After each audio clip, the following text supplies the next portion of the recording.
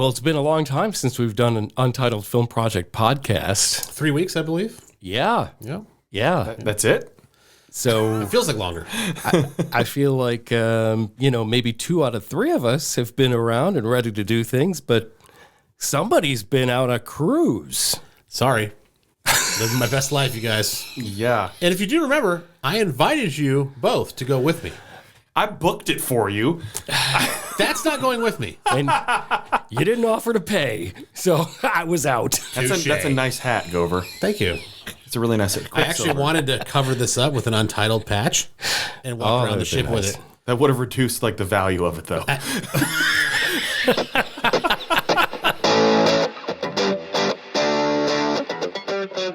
Welcome to the Untitled Film Project Podcast.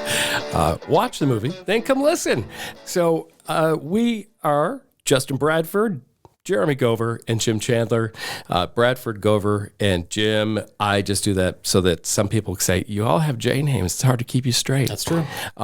We are going to talk today about Killers of the Flower Moon, directed by Martin Scorsese. He teams up once again with Leonardo DiCaprio and Robert De Niro to tell a 1920s true crime thriller of oil, money, and murder of the Osage Nation. Osage, yes.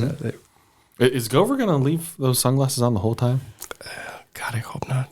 Oh, I can see his eyes again. There we go. I can see the judgment. Osage are the finest, wealthiest, and most beautiful people on God's earth. They outsmarted everybody. They have the say who gets the oil. Well, we mix these families together, and that estate money flows the right direction. It'll come to us. There was so much evil in this movie. Killers of the Flower Moon. Let's get some initial takes. Let's start Bradford.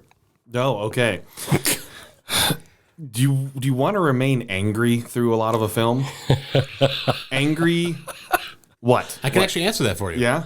I think you don't want to, but I think it's a testament to the movie. Yes, totally. Yes. So it was a rhetorical question, but you raised your hand. Oh, sorry. I thought you were really asking. As someone We're out of sorts. You're It's been married 3.5 you're weeks. married to a teacher, so after you raised your hand, you wanted to speak. I'd like to go to the bathroom, please. So get the hall pass. So, and that means Martin Scorsese did a wonderful job because I was angry through most of this film. I wanted to reach into the film and chokehold multiple characters throughout it. Whether it was Robert De Niro's character, Leonardo DiCaprio's character, more Leonardo DiCaprio's character wanted to just slap some freaking sense into him more than anything else. Robert De Niro, talk about playing a villain very well. It was a very long film. Extremely long film, although it didn't feel like it. And that's another testament to the filmmakers as well. Sure. Putting together that you have a 3.5 hour runtime film felt more like 255.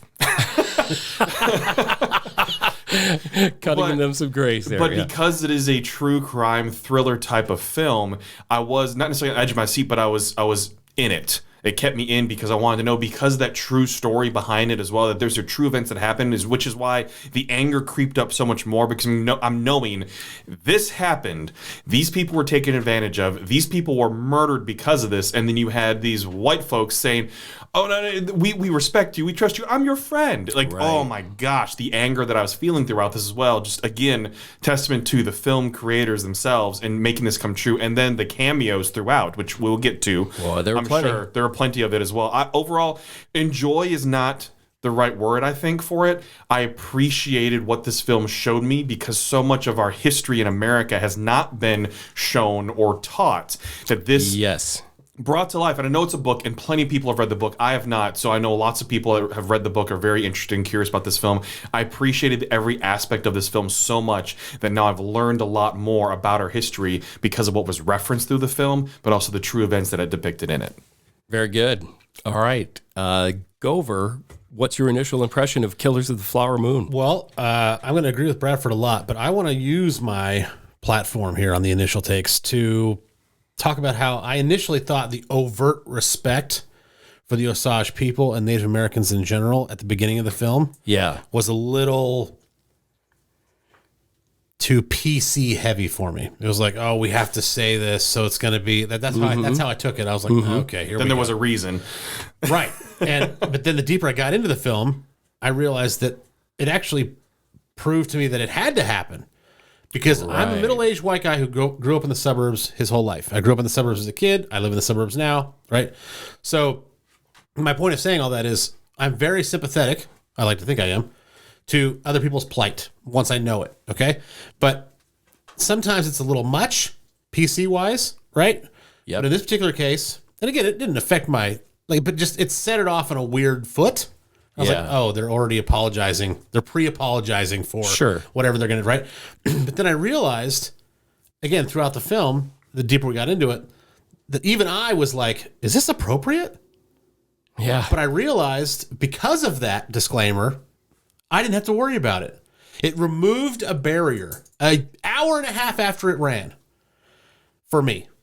And the less time you get reminded that you're in a movie, obviously the better it is, right? We've talked about that several times. Sure. So the fact that a barrier was removed by a disclaimer at the beginning was a master stroke by Scorsese, because not only does it appeal to and protect and whatever you want to say, the people that would already be, sensitive to that, right? Yes. It also removes barriers for those of us who stumble upon, is this allowed? Like in 2023, are they allowed to depict Native Americans like that? Right. And the answer is yes, because they had to go to the Osage people, get their approval. They worked for them really close in the film. They screened it for them when it was finished. I mean, everything is clearly approved. Yeah. Therefore, I don't have to worry about it. That's my initial take on Killers of the Flower Moon. It broke a barrier to allow you to accept what was being told. Yeah. Yes. Yeah. Well, sure. Yeah. And, this is Jim. And I think that, when I initially was going into the movie and I see that, okay, it's a Scorsese, Robert De Niro is going to be in it, obviously. I mean, Scorsese, he's known for his mob movies and his, the underworld crime syndicate kind of films. And I thought, okay, well, how's this going to work in the 1920s? And all of a sudden, instead of, the gritty streets of New York, we've got these sprawling cinematic vistas of, the heartland of America, and I'm thinking, well, this is kind of refreshing. And then I'm learning a story that I've never been told. And then I absolutely was enraptured with how these amazing people that were so smart still weren't capable of overcoming the evil that came to them when they got rich with oil money. And that it's almost like there's a group of people that are so good at getting the money away from another group of people that no matter how smart you are, no matter how careful you are, this movie just showed, no, they're so evil. There's nothing you can do. And that's why I was mad and angry during this film, but only because it was justifiable. Mm-hmm. And I'm thinking, did all this really happen? Yes, it really did happen. Why didn't I know? I'm like a secondary thing. Why did I not know about this part of our history? And it's because it's selective history. We don't know every story, and sometimes, this is a big subject these days. If it makes us uncomfortable, we tend to shy away from it. And I was so glad I saw this. I thought it was pretty incredible. All right, let's get into the meat of Killers of the Flower Moon, an extremely long film that is, in theaters and is going to be coming to streaming. It's an Apple TV, production, giving it a theatrical release before it hits the streaming. This movie is obviously got an A-list cast. Let's talk about some of the performances. All right, so going to go ahead and throw it out. Just with this overall discussion point, how many acting-based award nominations do you think will come from this film? 2. Which ones? Leonardo DiCaprio and Lily Gladstone. It's got to be Lily Gladstone. Yep. Yeah, I agree. I would say those are probably pretty likely. I'm going to throw in a third, and here's where it's going to be interesting. It's Robert De Niro, right? But lead or best? That's the question. Yeah. Between he and Leonardo DiCaprio, I really think that you could make a case for lead or supporting actor for either one of those. Because I think Leonardo is the lead for sure. you think he's the he's a little more central. Lead, but in the way that awards look at it, could they both be considered? Well, it's whatever they want to campaign, whatever the movie theater, the studio, their studio. Thank you. Wants to campaign him as right. I would campaign for Robert De Niro. I think it is one of his finest performances that I've seen in years, and this is a great guy. I mean, the guy just does not produce garbage ever. Come from comedy to serious, right? Yeah. and his portrayal of a special kind of evil, of the betrayal that he was able to pull off with his performance, because not only is he acting in the movie, he's acting in front of the tribe who considers him their uncle, their mentor, the man of the city that only wants the best for their interests, and he is he's the point of the bullet that's going straight through that nation, and he looks like he's their best friend. He's hiding behind a curtain. I mean, he's even going to the tribal meetings. Yeah. And invited and having a say. I mean, that's not usual either for you to even be able to speak. Right. Well, there's a scene, right, where they're having the big council about how the white man's come in. They've kind of had enough. Incredible scene. Yeah. And they're like, the white man's this, white man's that. We're coming to get our money. And then they defer to him, a white man. What do we do? To then go, like, stand up for them or be the liaison to whatever. Right. And so it really, in that moment, is when I realized that how much they accept him as one of their own. Unfortunately. But I'm saying, but until that part of the movie, I was always like, he's different. He's not even. Yeah, but then it was like, oh, they truly do see him as one of their own. He's done enough to convince them that he is their best ally. Right. And then it to segue right into Leonardo DiCaprio, who, I mean, does an amazing job of this conflicted and very complicated person who, I think at some level, he loves his wife. He does. Oh, I think he does. He loves greed more. Can I jump in real quick? I started to derail your train there. Does he? But I think that money and greed is his addiction. So we see that in a lot of, like, real life. We'll see, like, people like 17-year-old crack baby mamas, for just to pick a example. Okay, they love their child, but they'll leave them home for 3-4 hours at a time by themselves when they're 6, 7, 8 months old because they have to go score that next hit. I think that's what it is. I think he does love his family for sure, and he is there.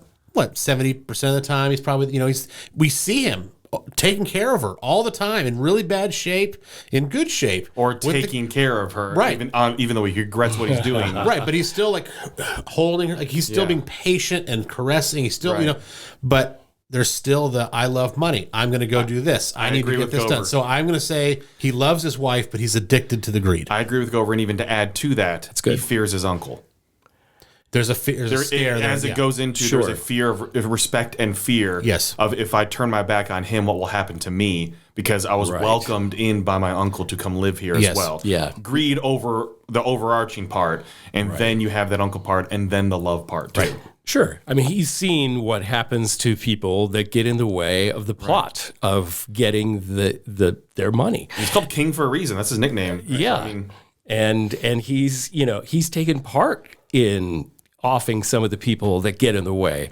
So if anybody knows what King is capable of, it's going to be Leonardo DiCaprio's Ernest.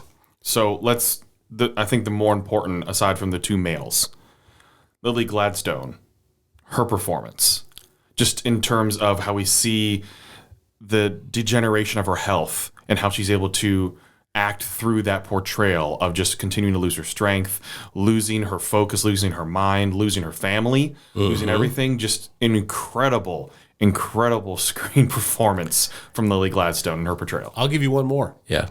I bought in from the moment they were at dinner, when she invited him in for dinner, because she said like, 10, 12 words that entire scene, but you could see her trying to figure out if he's just a stereotypical white man trying to get in on my money. Is he a gold digger? Or if he really is, good, thank you, gold digger. Or does he really care about me? Is he really this guy that I really am attracted to? You can see it in her face, and that is it reminds, and I'm not comparing the two, but I kind of am. Cillian Murphy in Oppenheimer, how you can see it without words, how he's wheels are turning. Wheels are turning. With her, you can see it, and it's not overacted, and it's not underplayed. It's absolutely perfect and flawless. I will tell you right now, just like I did Tusu Beidou last year, this is my best actress winner. She's it right would up be there. extremely hard to knock her off. It was that good. Boy, the timing of the release of this as well. I mean, it's right in there, perfect timing. On for purpose. season. On absolute purpose. Because there's going to be a huge push for so many awards. Not just like Color Purple's coming out still. Right. Yeah. But there's so many potential possibilities with this film. Yeah. And what Lily Gladstone did, I think, is far harder than somebody who has done something great with a piece of dialogue that's been written for them. Okay, so she's acting without saying much. And there's like an old saying in just plain preaching, which is like, preach the gospel all the time, and if necessary, use words. Okay, that's right. And I think it can be applied here. Act well, and if necessary, use words. She didn't need a whole lot of words to turn in one of the best performances of this year.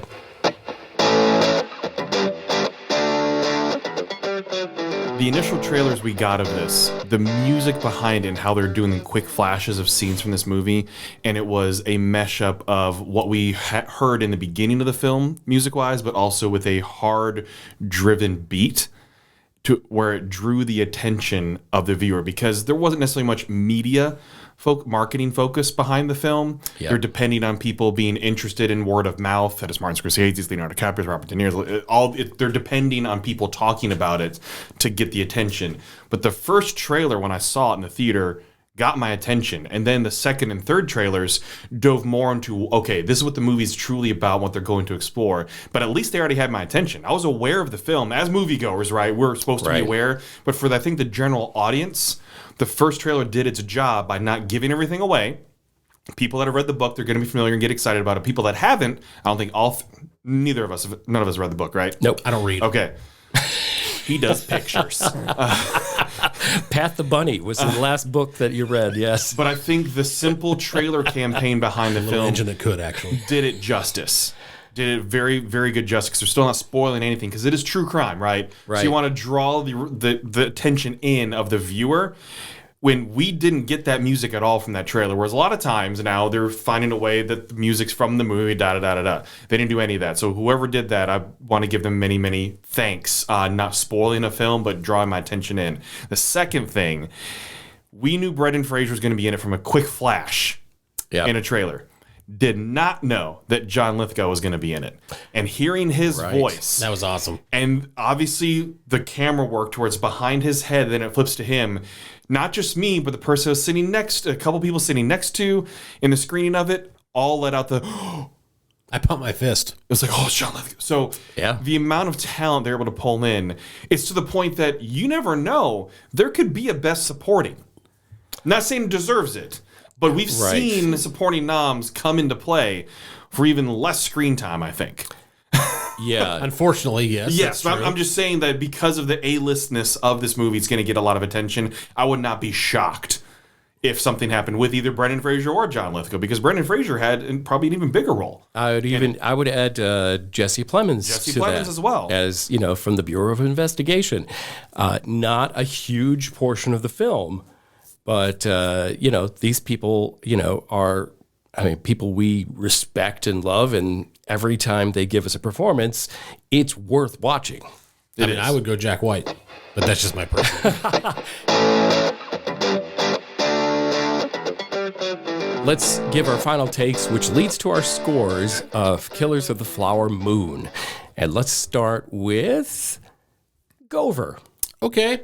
My the performances were all great, but I have to say that unlike a typical Scorsese movie or even an A-list director movie, I was really worried up front. Not because of what I said earlier about the disclaimer and all that, but because the opening scene of the dialogue with the dialogue, I'm so sorry. The opening scene with the crying Native Americans over a dead body or whatever, the crying seemed so amateur. And it was like, uh-oh. Because they got actual Native Americans, right, to do this. They worked with the tribe, and they really, right?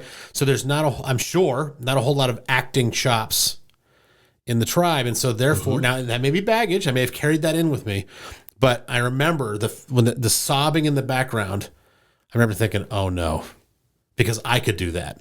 Like it sounded like a half-bit actor doing it, and it was right up front. And I was like, oh. I want to talk about the end, though, and that's my main takeaway here. Okay. Before I give my score, because we didn't get to it earlier. This is where they switch to an old-time radio production. Radio program, yeah. Of a telling of this story. Yes. The OG crime podcast.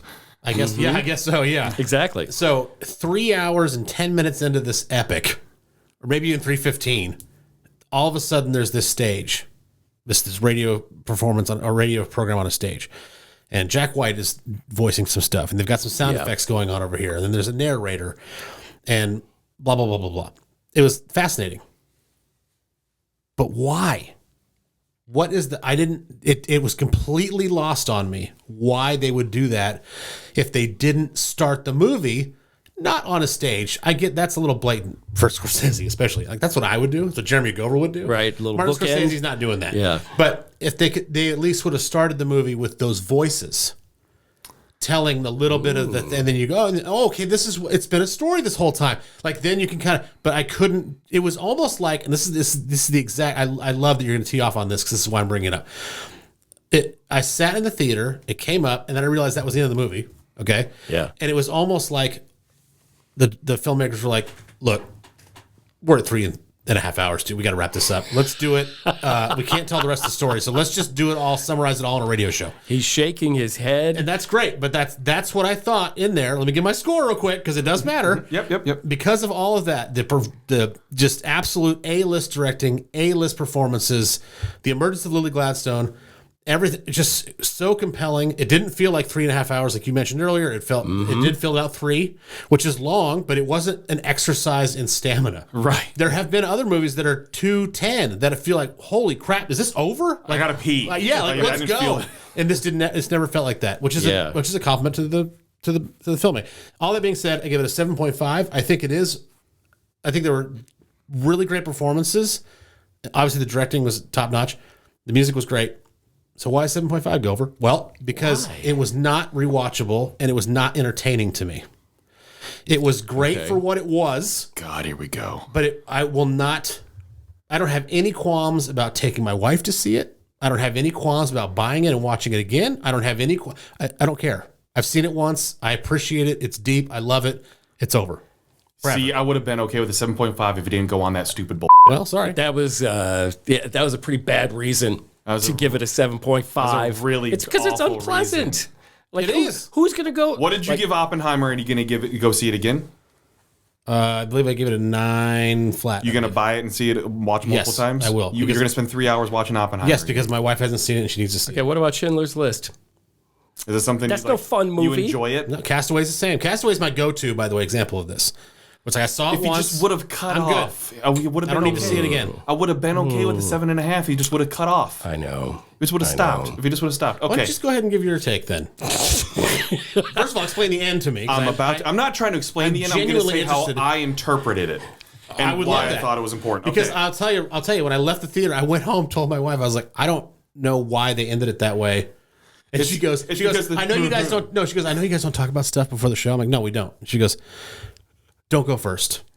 Because if you go first and there's an obvious reason that you've missed, you're going to look like a complete. So what do I do? I obviously make you go first. Right. So I was really worried. I was like, uh-oh. I totally am okay with someone not getting that because I think it's left for interpretation. And obviously Scorsese is about interpretation. Sure. Right? So Bradford, let's start off your final take and score with why did you like the end of the movie going to the radio broadcast? There are multiple reasons, and why I like how they didn't start off with it, because I don't want it to be full circle.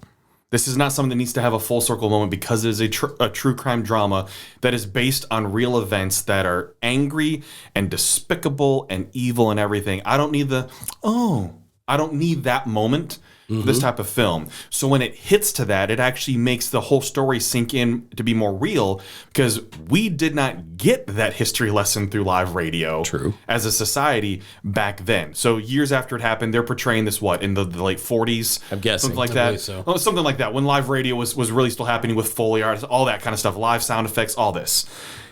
They're giving us something in this that truly didn't happen. This story was untold and unknown, and the radio broadcast didn't happen where you have a fully white audience taking in the story and soaking it in. They didn't know that. That was not real. Didn't happen. That did not happen like that. And to give the full rundown of everything, I thought was incredible. And then the moment when Martin Scorsese takes the mic. Yeah. That made it more real to me, in that this is how important this story was to tell when the director himself decides to take the screen, and not just as a role. Right. He takes the screen as the storyteller. Yeah. And that was impactful to me and the audience. And we're talking, it was a screening only audience, no guests in this. So it was an audience of maybe 10 people gasped. You hear a gasp of a... And we looked at each other and, in the peripheral vision, noticing that everybody else is having the same reaction of, he doesn't do this. Right. No. Well, this is not like M. Night Shyamalan, who just sneaks himself into every film. Right. So for me, it was about impact, and that made it more impactful for me. But I can respect how it may not for you, totally. But for me, it felt like it had a greater impact to the storytelling, how important it was. Because can you imagine if in history that radio broadcast was a true thing, the story would not have been forgotten for so long, for generations, and that we would have learned about it along with the Tulsa Massacre, along with so many other things. We would have learned about these historical events happening, where you didn't need a movie in 2023 to explain the horrors of what happened to the Native Americans in Oklahoma when they discovered oil. So for me, it was greatly impactful. That actually wrapped it for me very well. Not with a bow tie, but put that little piece of tape on there. It's okay, the story is complete. Now they've told their story. They've said the importance of it. Scorsese himself took the screen to just demand how important it is for us to know about it. Okay. And I think that sealed it in. Seeing him on screen sealed it in for me. Sure. So do I give my score now and keep going? Yeah. Yeah. I'm satisfied with your answer. Yeah. So thank you. You did have to answer for yourself. So Robbie Robertson did the music for it. He has done plenty of Irishman, The Wolf of Wall Street. Yeah. Done plenty. I did enjoy the music, but what I enjoyed most with the music was the balance of sound with the music. The music did not take over a scene. Right. It was nice in the background to help you feel emotions throughout it, to help you feel what's going on in the scene, but it did not control or take over. I appreciate that in terms of the sound editing, which we've talked about plenty. Sure. On the show as well, too. Of the sound editing and the quality of that, too, to make sure that the dialogue was still the main part. Because we've talked about movies as well, where you can't hear what the person's saying on the screen. You can't understand it. So the mixing, the sound mixing, I thought was very incredible for this film as well, too. And that's just, again, to the filmmakers of paying attention to the detail like that. Because the story is so serious, you can't have the music take over. But the music was still a very important part of it as well, because they're incorporating so many aspects of Native American culture, as well as some modern techniques, jazz techniques, and everything into the music, make you feel the setting of what we're experiencing as well, too. So enjoyed that. Again, we've talked about the acting performances. Lily Gladstone, breakout, just like Gover said, is the breakout film for her, to where obviously so many more roles are going to come from this, because she showed her range and depth of emotions that she can portray on the screen, as well as chemistry she can have with other actors as well, too. She's got she's the number one for me for best actress. Number one. Got to be for this year. I mean, and Jim, we talked about it after the film briefly, because we didn't really talk about much, but it's we haven't necessarily had a lot of good films this year, but the good ones have been good. And that's what's important. Right. And this one, with the acting performances, the cameos that we saw from Brendan Fraser and John Lithgow and Jesse Plemons and Jack White, Jason Isbell, who actually had a decent supporting role in this as well, too. Yeah. They cast this so extremely well. And for me, and maybe this is the critic coming out, I give it a 9. Okay. All right. Okay, so you gave Oppenheimer a 9 as well, right? Mm-hmm. Okay, so do you give an edge? Like, which one are you? In terms of overall filmmaking, I think this one has an edge because of plot, because of the realness behind it. The that I felt significance too. of the historical significance and overall acting performances. Oppenheimer, 100% incredible film too. But then I also throw Barbie in terms of incredible performances on a completely different spectrum of film. Right. As well. But historical, I like this one more because of the true crime aspect as well. And it's also telling more about a historical moment that we didn't originally know about. We've learned about Oppenheimer. We've learned about the Manhattan Project. We've learned a lot about that. And I appreciate the storytelling that we got from Oppenheimer. But this one is impactful for society, I think, even more because it's telling an untold story that majority of Americans and the world probably haven't heard. All right, very good. All right, this is Jim, and since we've all had a take on the radio play ending of the movie, I will say that I probably would not have made that choice. I realize it serves a couple of purposes.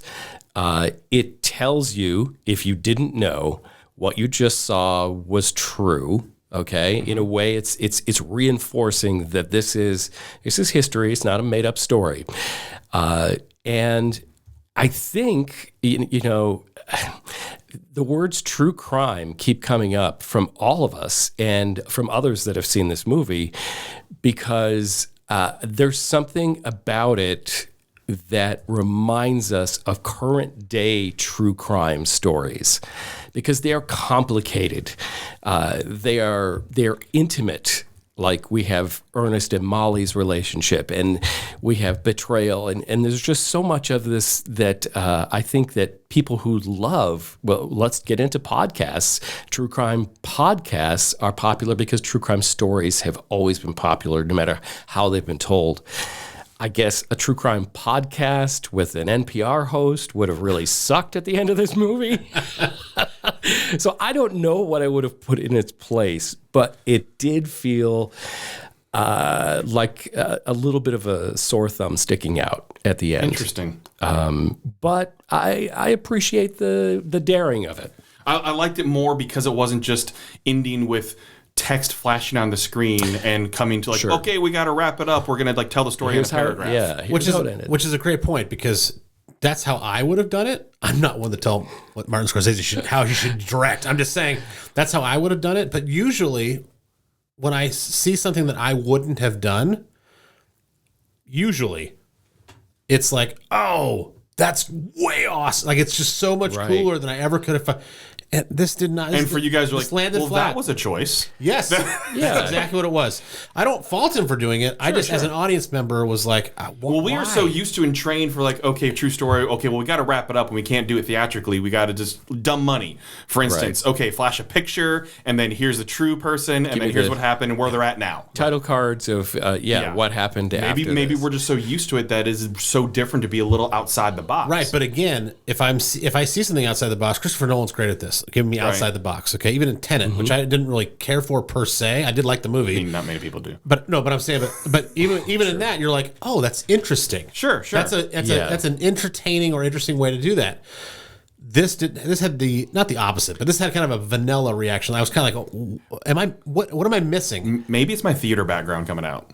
I mean, Jim's got theater background. And like radio, I have done some radio drama in very tiny little places, and I don't know. I can't say I really disliked that end of the movie. I just it stuck out as just kind of that's kind of weird. So I'm not basing a whole lot on that. Right. And your score. We need to get easily. What I loved about this movie was obviously the acting from all these people that how can we take these people for granted? But they allow us to do that by giving us great performances. Lily Gladstone, so fresh and wonderful a performance. There were several scenes in this movie that I feel like could be used later on. We have great movie scenes like You Can't Handle the Truth from A Few Good Men. There was like 2 or 3 scenes that I thought, wow, this is a dialogue between maybe 2 characters, and these clips are going to be shown and referenced in the future, whether it be the tribal meeting or just something between Ernest and Molly. So I thought, oh man, if you get one of those scenes in a movie, you're doing well. This was, I think, probably in his great pantheon of movies, I'm going to put this at least in the top 5 and maybe at 3rd. So I really was blown away by this movie, and I'm giving it a 9 as well.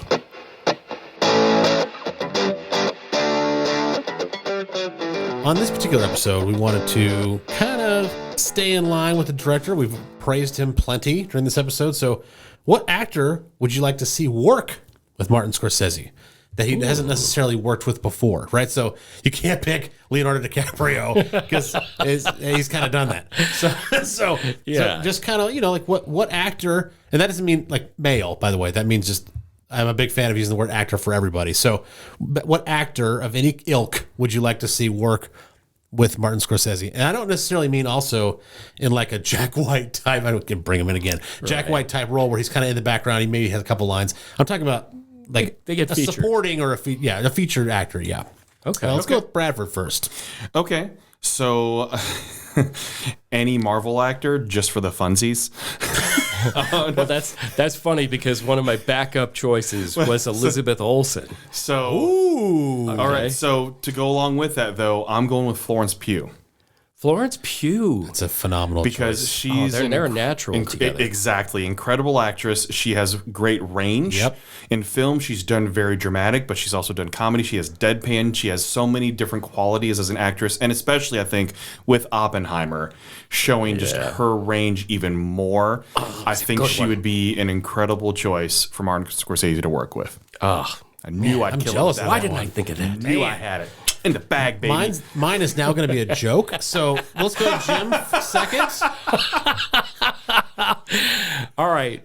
Mine's going to be a slightly lesser known actress, and I think like As long as it's not mine. Glenn Close. to do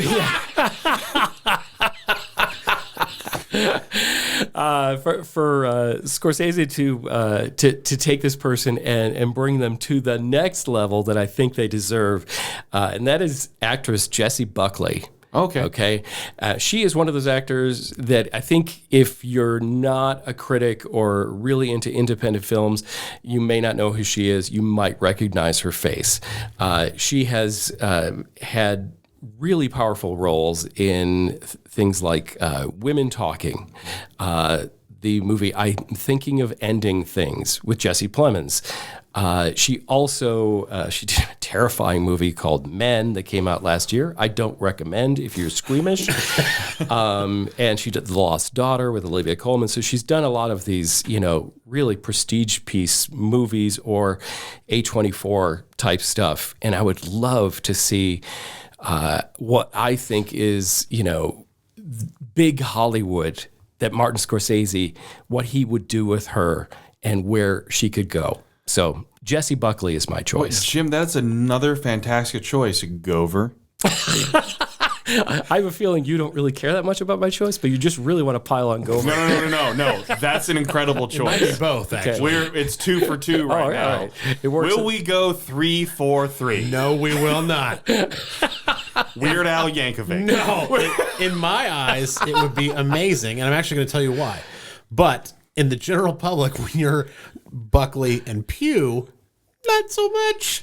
Okay? Right. So I'm going to pick Vince Vaughn because he's known for his comedy, old school swingers, right? All the crazy, Wedding Crashers, of course, right?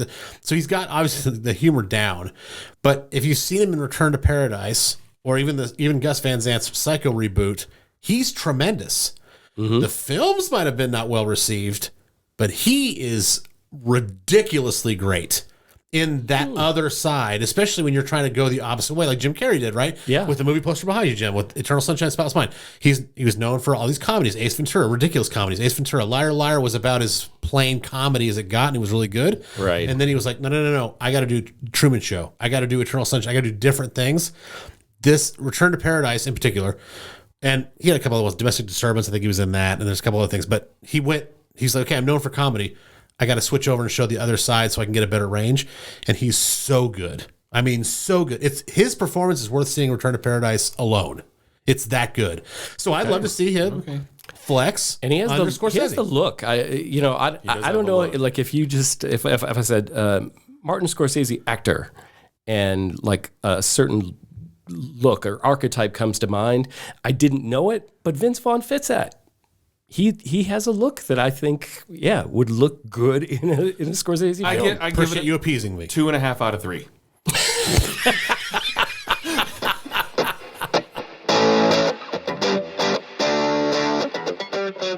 You've been listening to the Untitled Film Project Podcast, where we urge you, watch the movie, then come listen.